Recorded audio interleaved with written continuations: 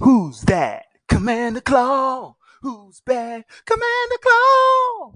Welcome back to another episode of Breaking Brews. I'm your host, Commander Claw, and we are in the middle of Tarkir Dragonstorm spoiler season. And without further ado, we got to talk about dragons. Hit that like button if you are a dragon tribal player. Who doesn't like dragons?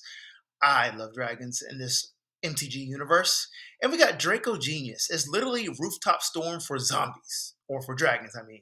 Yes, so I will make the screen larger for you to read the short text of what it does. And first of all, this enchantment costs 8 mana. Expensive. For 6 and 2 red. Let me large the screen. Enlarge. It is a red enchantment. Easily, it says you may cast dragon spells without paying their mana cost. This card has been a long awaited card because dragon spells are very expensive to play. The reason why this card probably exists because players have been known to have dragons and multicolored commanders.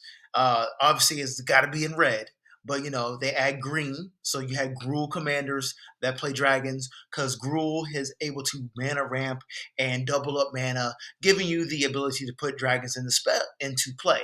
However, this card is going to make that color scheme and the other color schemes even more powerful because you get to play dragons for free now. Just have a dragon in your hand and put it into the battlefield. Easy as that. It gets even better if you have some kind of creature or artifact or enchantment that says your spells can get casted, can be played as though they have flash. Yeah, that just makes this even better. But without further ado, I just would like to highlight a couple commanders that would love to have a Dracogenesis in its 99.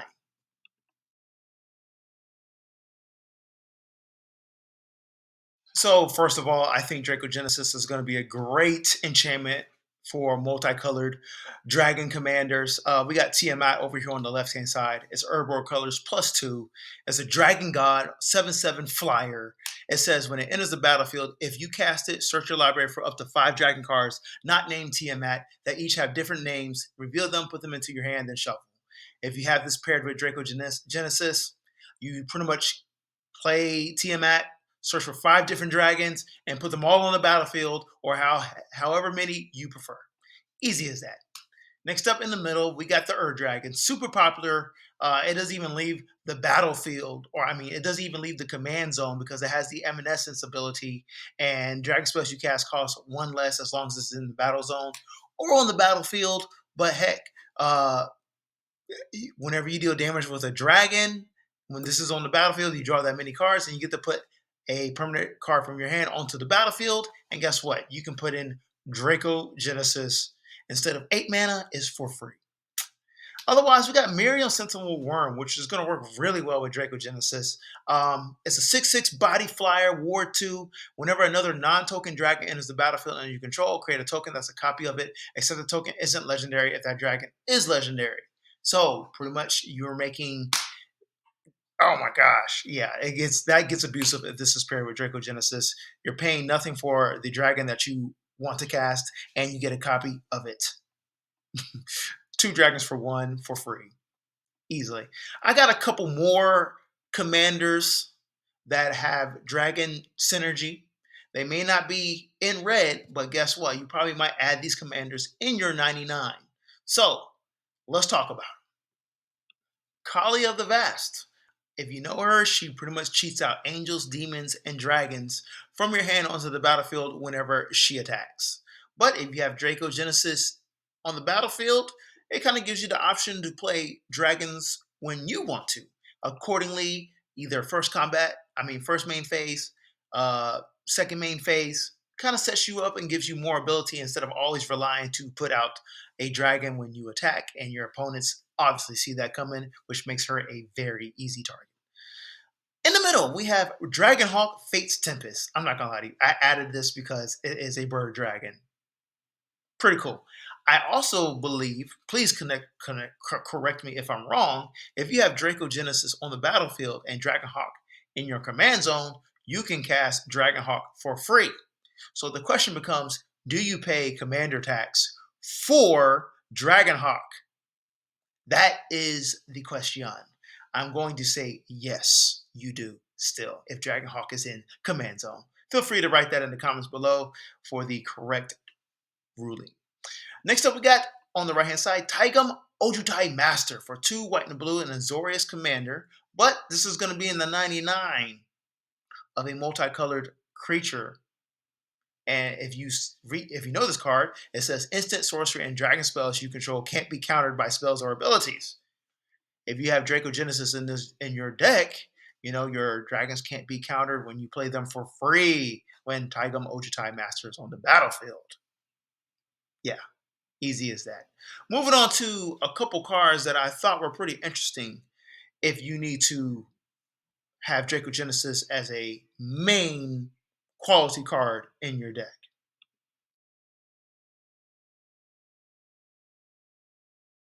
So, Sakashima's Protege for 4 and 2 blue, 3/1 body on a shapeshifter.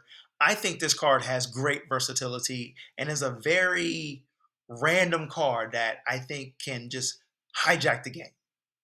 Okay. And remember, we have Dracogenesis, so that says uh, dragon spells are free to play pretty much. So anyway, Sakashima's Protege has Flash and it has Cascade. So when you Cascade, you exile cards to the top of your library until you get something that is 5 CMC or less. Okay. Then it says you may have Sakashima's Protege enter the battlefield as a copy of any permanent that entered the battlefield this turn. So ideal situation is you have enough mana, you play Dracogenesis, and an opponent decides to blow it up. Yes, a counterspell is more effective and cost effective than a 6 CMC creature. However, you can copy Dracogenesis and have another copy of Dracogenesis as Sakashima's Protege. Therefore, it stays on the battlefield, or you just wanted 2 copies of it. Also, Sakashima's Protege works very well because you can copy a dragon that you put on the battlefield. Maybe it's a 8 CMC dragon and you put it on the battlefield with Dracogenesis and you want to make a copy of it for 6 mana. Then you get the Cascade. And you can do this at flash speed. Not a bad card here. Add a little funk to your game. Moving on to the next card. So next up, we got Alchemist Talent. This is a very, very good card. I believe it's around $5 right now. It is an enchantment class. We're really going to highlight the enchantment's level 3 ability. But I need to read 1, 2 beforehand so you have an idea. So first, when it enters the battlefield, create 2 tap treasure tokens. Cool. That is mana ramp for 4 mana. That's going to get us somewhere. Level up by paying 2 mana, 1 on a red, level 2. Treasures you control have tap it, sacrifice this artifact, add 2 mana of any 1 color. So those 2 tap treasure tokens turn into a total of 4 mana when you go to level 2.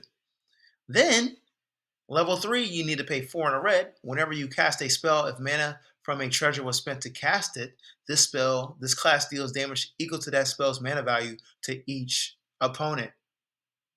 So, we're going to be casting Dracogenesis with Alchemist's Talent with treasure tokens.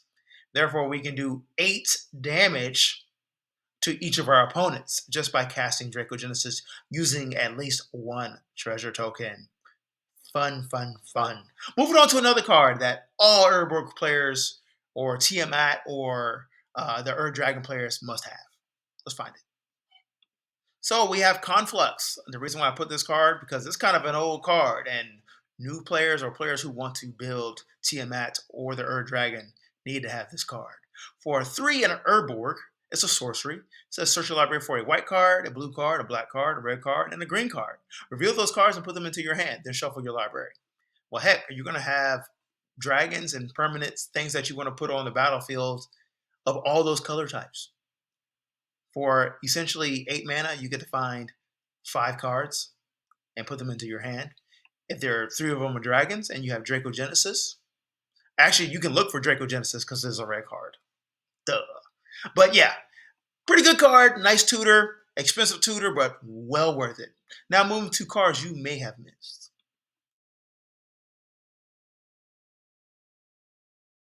So, another way to protect Dracogenesis besides, a counter spell, and the reason why I am bringing this up because sometimes when you're playing the game, if you put a aura or an equipment artifact on something, your opponents get distracted and they just feel like they need to eliminate whatever that permanent or threat is. But if it has indestructibility, like the card here, indestructibility, three and a white, enchant permanent aura, enchanted permanent has indestructible. Why not enchant Dracogenesis, making it indestructible? Yes, your opponent can just blow up indestructibility, but they're wasting a removal on indestructibility before they even get to Dracogenesis. This is even more cost effective than the Sakasima's Protege. Fun card, highly recommend it. If you made it this far in the video, thank you for watching. Easiest way to support the channel is just by subscribing. Otherwise, I'm going to be throwing out more videos for y'all during the spoiler season of Tarkir Dragonstorm.